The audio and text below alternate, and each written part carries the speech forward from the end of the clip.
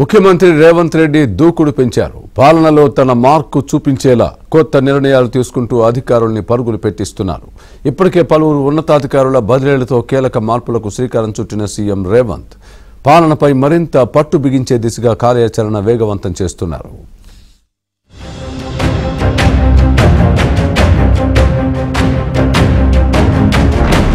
తెలంగాణ సీఎంగా బాధ్యతలు తీసుకున్న మొదటి రోజే రేవంత్ రెడ్డి కీలక నిర్ణయం తీసుకున్నారు.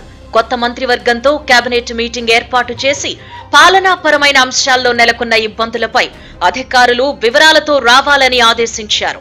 మొదట రాష్ట్ర ఆర్థిక స్థితిగతులపైన అంచనాలు సిద్ధం చేసి కాంగ్రెస్ అనౌన్స్ చేసిన 6 గ్యారంటీ స్కీమ్లను అమలు చేయడానికి అవసరమైన ప్రణాళికలు రెడీ చేయాలని ఆదేశించారు. పాలనపై మరింత పట్టు సాధించేలా ఈ నెల 21న కలెక్టర్లతో కాన్ఫరెన్స్ నిర్వహించాలని భావిస్తున్నారు. ఇందుకోసం సీఎంఓ అధికారులు అన్ని ఏర్పాట్లు చేస్తున్నారు. ఈ సమీక్షలో ఎక్కువగా భూ సమస్యలు, కౌలు రైతుల ఇబ్బందులు, కొత్త రేషన్ కార్డుల జారీ, మహాలక్ష్మి స్కీమ్ అమలు తదితర అంశాలపై చర్చించనున్నారు. ధరణి పోర్టల్లో నెలకొన్న ఇబ్బందులపై ఇప్పటికే ముఖ్యమంత్రికి నివేదికలు వెళ్లాయి. కాగా పరిపాలనా పరమైన నిర్ణయాల అమలులో కీలక పాత్ర కలెక్టర్లదే కాబట్టి ప్రభుత్వం వీరికి కాన్ఫరెన్స్ లో కీలక సూచనలు చేయనుంది.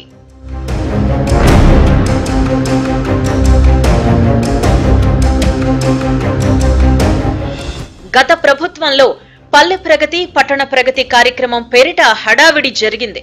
అప్పట్లో దీనికోసం కేటాయించిన నిధులు ఖర్చు చేశారా లేదా అన్నది కలెక్టర్లు నివేదిక ఇవ్వనున్నారు.